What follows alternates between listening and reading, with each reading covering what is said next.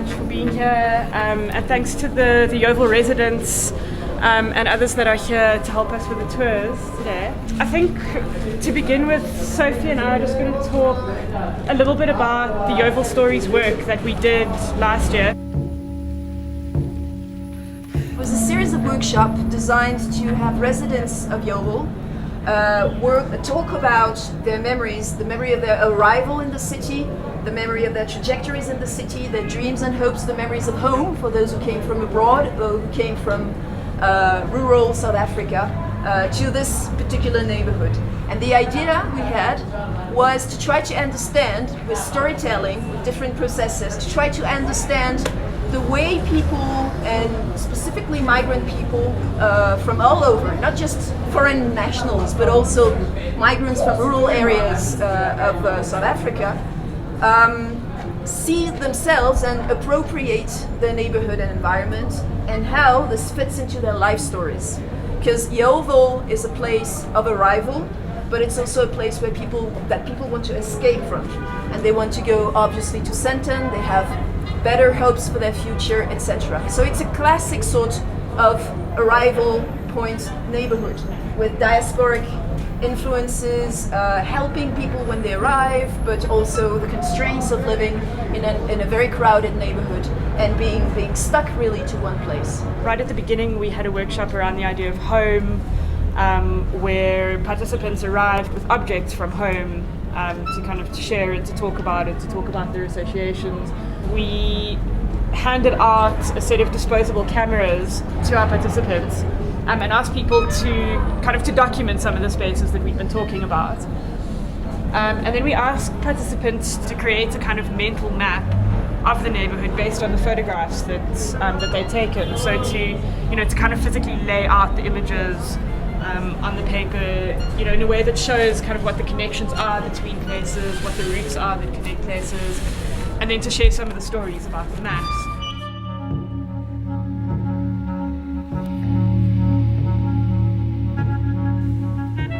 I think one of the things that really interested Sophie and I about the neighborhood is the fact that there's a lot of different kinds of layers of memory and layers of history attached to it. So for kind of a lot of people in Johannesburg, this is a very nostalgic space. It's a space that a lot of middle class residents moved out of sort of in the early mid-90s.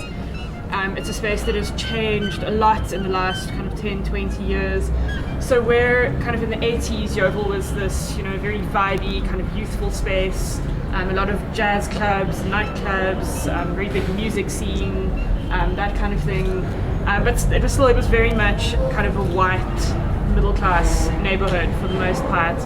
And what is also quite fascinating is the area has always been a place for migrants. In the 20s, 30s, and Raymond, you might correct me if I'm wrong, but the place for the major entry point for Jewish people from the Baltic states, Lithuania, Estonia, etc.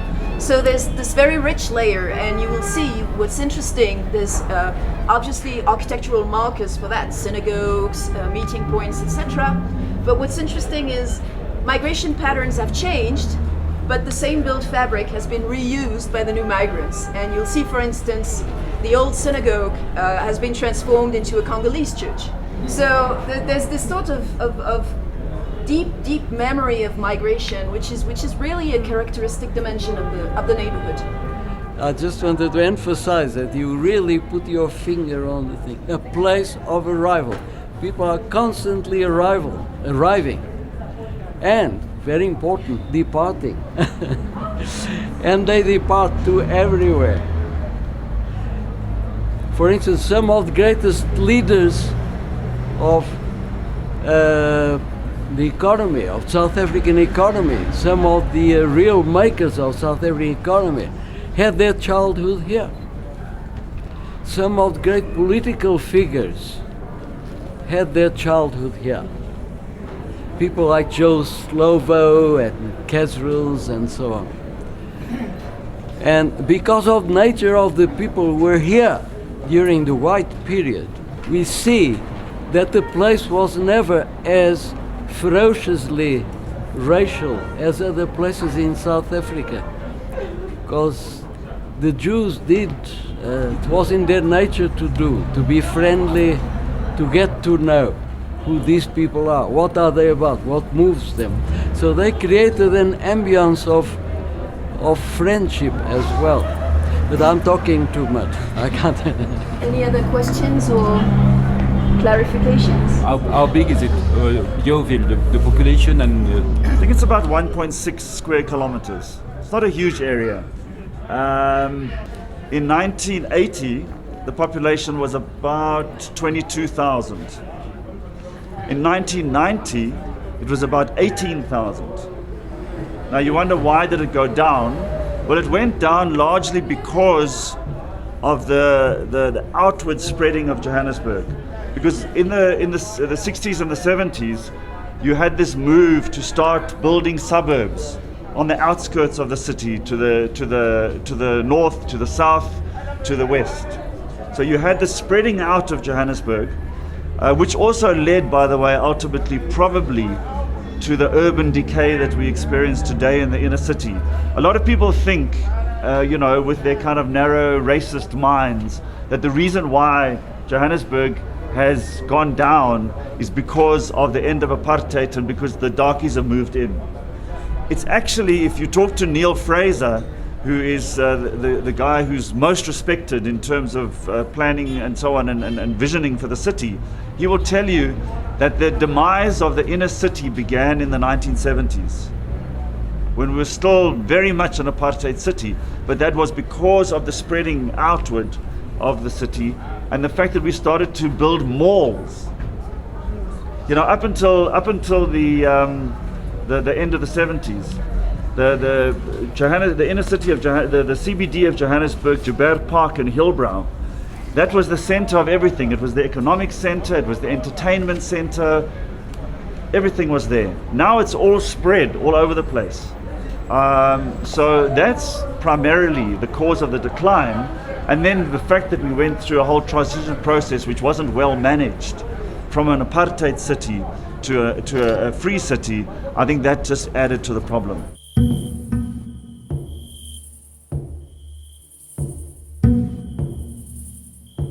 I think it's quite symbolic that this map of Africa is now here. It's a symbol of the fact that Yeoville is a place that people who come to Johannesburg for the first time, many people from the rest of Africa come into Yeoville first. We're very happy that when Council did this renovation of the park, they celebrated the Pan-African nature of the community by putting this map of Africa here, and also by putting all the different flags of different African countries onto the walls here.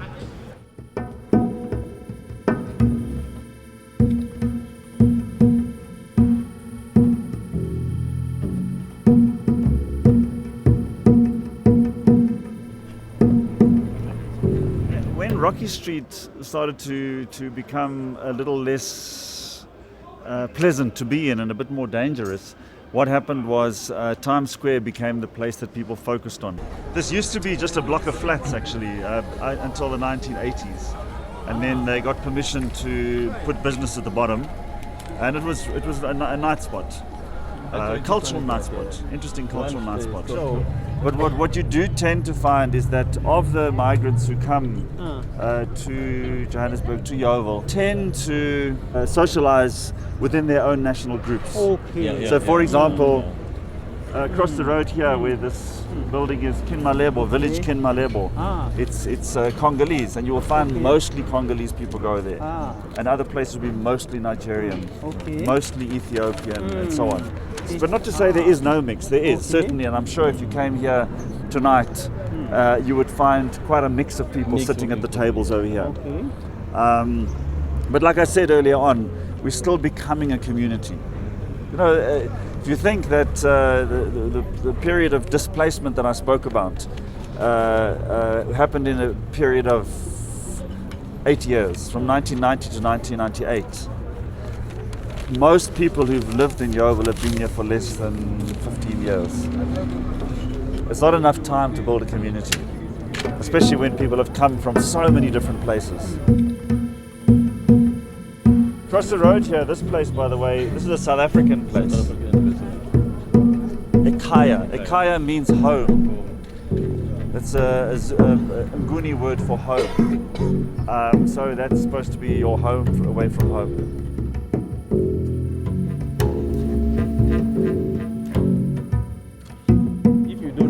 Where to go, you don't have someone where you can go. You can just arrive here in Kinmalebo, and maybe you can find someone who can assist you or take you to this place and so on, so that you can start to find your own way. Probably the three largest foreign national communities in Yeoville would be Congolese, Nigerian, and Zimbabwean. But some say, and we haven't pinned them down, some say we've probably got 30 different African countries represented here. Some in very small numbers, but the three biggest are those three. And then why most of the time we are choosing to come here? Because when you come here in Kinmalebo, you feel like you are in the DRC. You feel like you're not in South Africa. You are at home, actually.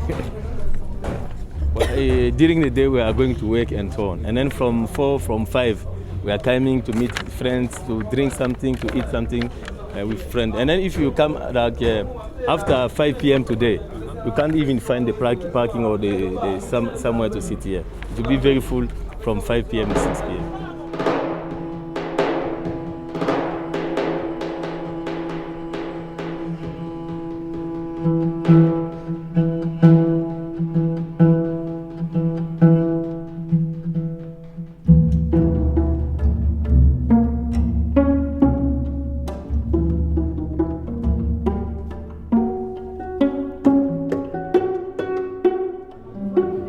The building here is what actually used to be the Beth Din. Currently it's used by a Baptist church, because as you know, the majority of the Jewish community moved out of the area, relocated down to the north. Interestingly, what we've discovered is that a lot of these buildings are still owned by the Jewish community. They're just being rented to the churches. The character of the area was definitely Jewish. It wasn't only Jewish people. There was, obviously just what you would generally call South Africans, I suppose, people of English and Afrikaans origin. But there was a very large Jewish community with a number of synagogues in the area and a number of businesses that were geared towards the Jewish community, like the dry cleaners that we saw there. The street had a Jewish character. You had Jewish delicatessens, you had Jewish bakeries. A lot of the shops were kosher as a consequence of that.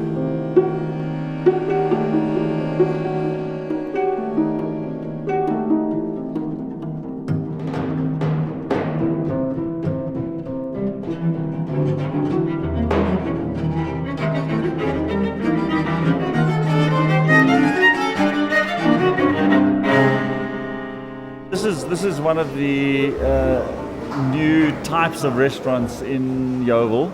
It's in a house, which is interesting. It's a Nigerian restaurant, so it would cater mainly to Nigerian people, though I don't think that there's a strict rule on who can go to different places. I think that there are probably people from other communities that come here as well, but it would be largely Nigerian people, and of course largely Nigerian cuisine. Because I think the restaurants in Yeoville, the one purpose that they serve is that for people who are away from home, whichever country they're from, they can actually come and eat food that they are used to, traditional food. And that's what makes Yeoville quite unique in a way, including the market, is you can buy vegetables, groceries and so on there that you can't buy in most of the rest of Johannesburg. In Johannesburg, I think that people come to Yeoville, and this is not just for migrants, it's for South Africans as well. They come to Yeoville and they've either got friends or relatives that they might find a place to stay with, but you'll find also people who come who've got a bit of money and they will then want a place that they can rent for a short while. Clearly there are not enough schools in the area. We have three government schools that are affordable in the area, and all of them have got a mix of South Africans and foreign nationals. The owner of that school, his name is Kilele. You know, one day he told me that he was expired when he went one day to Japan. Was sitting in the restaurant, he saw somewhere they write that what is interesting with migrants is not only when what they are bringing when they are coming to the country, but what they are bringing in their mind or brain. And then that's why when he came in South Africa, I think 20 years ago, was sleeping outside of the park, was not having somewhere to sleep.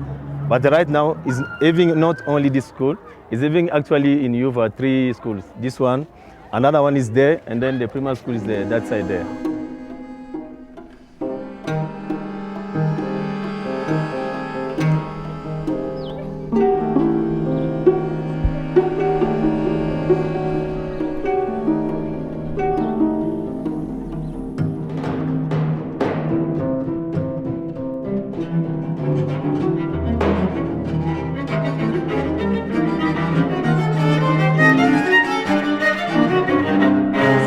Celui-là, c'est comme les riz. Hein? La cassava. Yeah, c'est comme les riz. Un manioc. Manioc. Ah, ok, cassava. Que tout le monde appelle Ah, ok. cassava. Ah, ok, ça va. On épurge le manioc. Ah, ok. Et puis, c'est quoi? Enlevez la peau. Après ça, on essaie de gratter. On mélange avec du manioc qui est déjà Fermenté. qui a été fermenté. Ah, ok. Après le 24 heures, mélange, après le on a- mélange du manioc fermenté, après 4 heures, c'est déjà tout est fermenté. Nous envoyons ça à la presse, à une machine de presse, et pour évacuer l'eau. Et puis on fait, tamise. Donc, on c'est tamise. toute une industrie. Oui, Une industrie. on tamise. Quand on finit de tamiser pour obtenir des petits grains, on établit au soleil. Vous achetez les manioc? Avec les Mozambicains. Ça vient de Mozambique. Donc c'est une nourriture qu'on trouve régulièrement en Côte d'Ivoire, dans toutes les angles.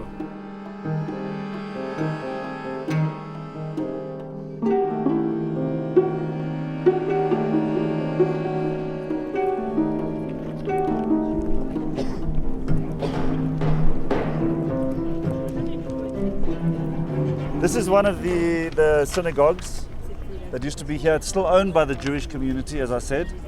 They're renting it to the church. As you can see, it's a very large, old building. But I came to an Ethiopian wedding here, for example. They got a big hall there. And actually, once you were inside there, you could have been anywhere in Johannesburg. You wouldn't have believed you were actually in Yeoville. But what's interesting about the place is how it's, although it's a church, ultimately, it's also a commercial space. So people are actually running businesses here.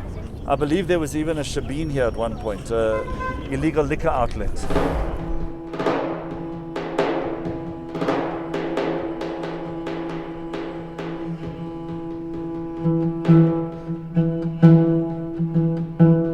This building over here, it's called Genoa Court. It's a very fine example of an Art Deco building.